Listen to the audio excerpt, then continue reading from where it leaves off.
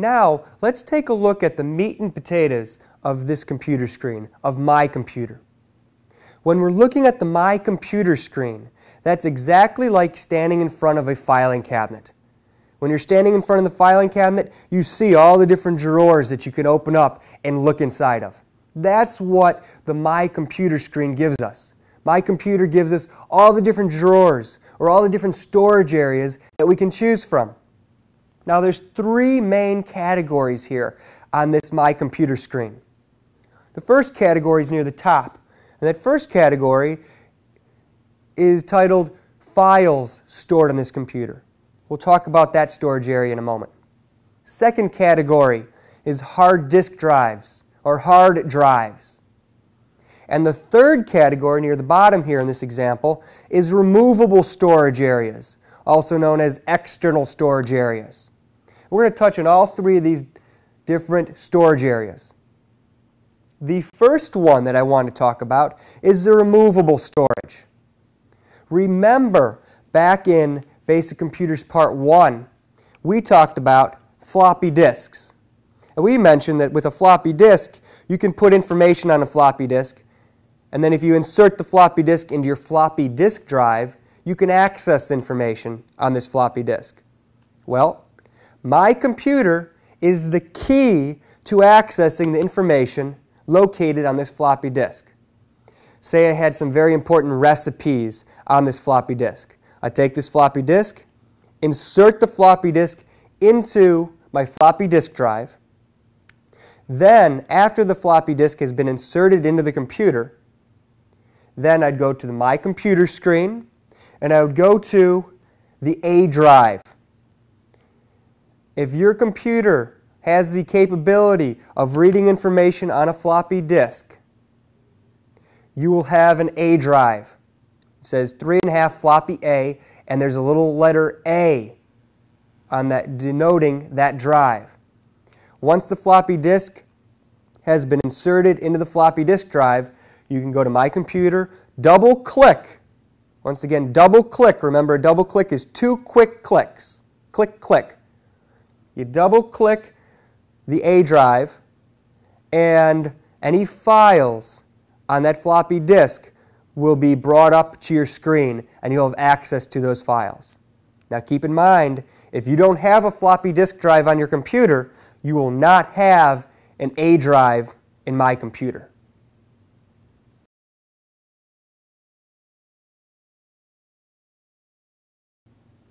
The second storage area I want to talk about is still in the removable storage area, and that's your D drive. Your D drive usually, not always, but usually represents your CD-ROM. Remember in Basic Computers Part 1, we talked about CDs, and we mentioned that you can store information on these CDs. What you do is put information on the CD. You could put the CD into that CD-ROM. So you're inserting the CD into your computer.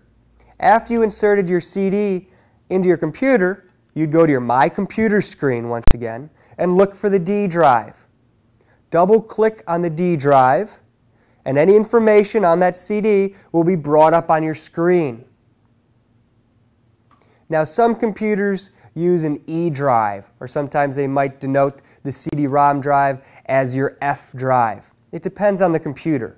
What you're looking for is the D, E, or F drive, and usually there's a little picture of a CD right next to the title. So in this case, we have a D drive, and if you look at the icon that represents, the little picture that represents the D drive, there's a little CD there. And that's your D drive.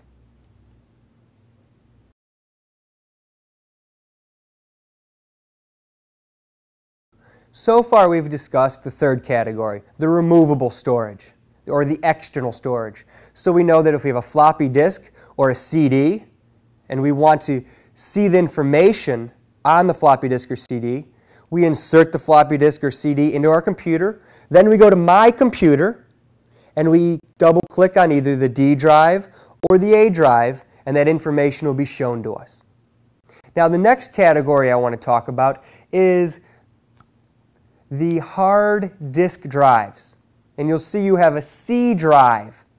Your C drive is where the computer stores all of its information. All the programs and information that makes your computer work properly is stored inside the C drive. Now, advanced computer users and more advanced computer classes will get into the C drive. At this point, I just want you to know that the C drive is where the computer stores all its information. I would recommend staying out of the C drive.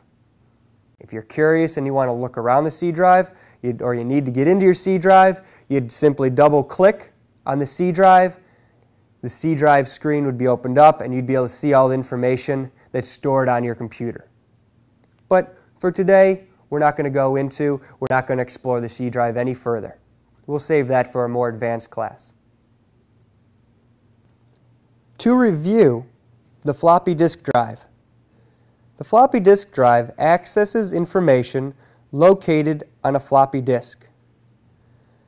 The disk drive can be accessed through the My Computer icon.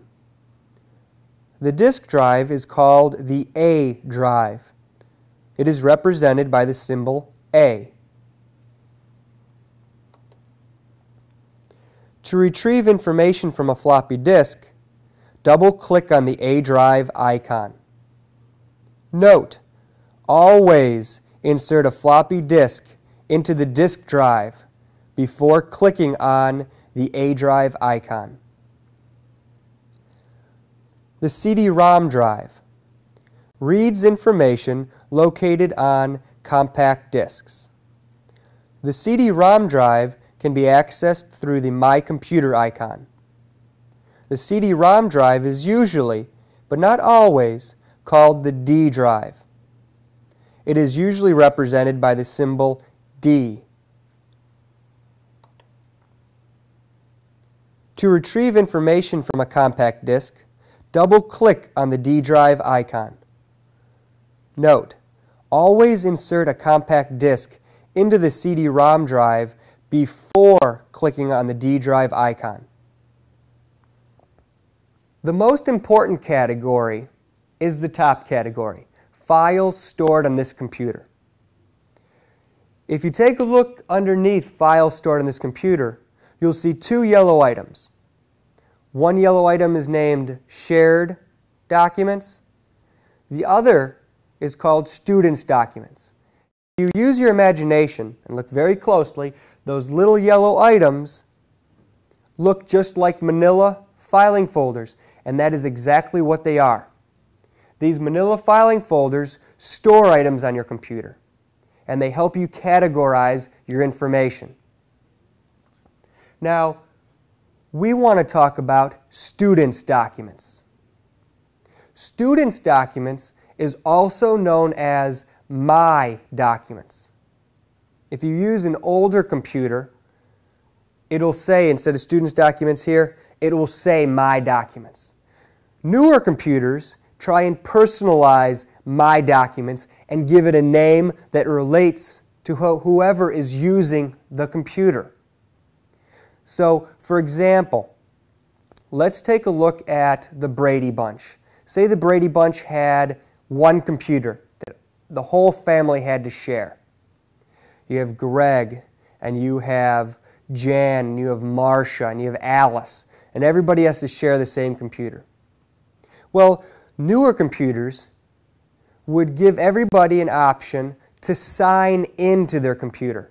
Every person in the Brady Bunch could have a different username for their computer.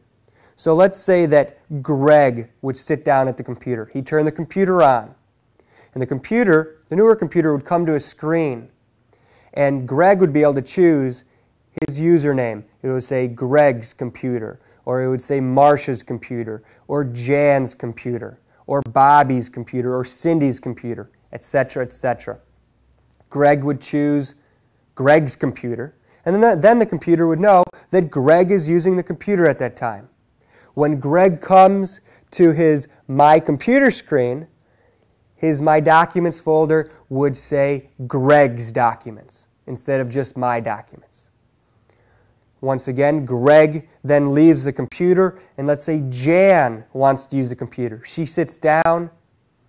Jan could choose Jan's username. Then the computer knows that Jan is using the computer. When Jan would go to My Computer, her documents would say Jan's documents. So just remember, when you go to My Computer, the My Documents folder may have a different name. It might say Mike's documents, or Mom's documents, or Dad's, or Grandma's documents. My Documents or Grandma's documents will be the exact same thing. And we'll see how that works a little bit later in class. Now, a big question that would come up is, well, how do I choose a username? How do I do that? When your computer is first set up for you, you will have to choose a username. So that will be done for you already.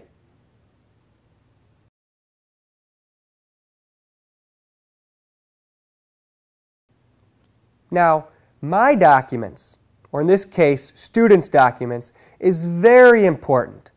The computer gives us My Documents to store our information in. Remember, the computer stores all of its information in the C drive. We can store all of our information in My Documents. Before we start looking inside My Documents, I want to use a little example here. Here's My Documents. It's a manila folder, just like the My Documents that we see on our computer screen. It does the same thing. It stores information. Well, when we look inside My Documents, we're going to see more folders. And the folder we're going to be looking for is going to be titled Recipes. So just like My Documents here contains a Recipes folder, the My Documents on our computer contains a Recipes folder. So once we open up My Documents, we'll look for the Recipes folder. Once we find the Recipes folder and we look inside the Recipes folder, we will see even more folders there. And the folder we will be looking for is the Desserts folder. Once we find the Desserts folder, we can then look inside the Desserts folder, and we will be looking for the recipe called Peach Sorbet. So as you can see, all of these folders, My Documents, Recipes, Desserts, and your actual peach sorbet recipe are all located within each other. They're each subcategories of each other, just like you'd have in a real filing cabinet. With that said, let's take a look at our My Documents, or in this example, our Students' Documents folder.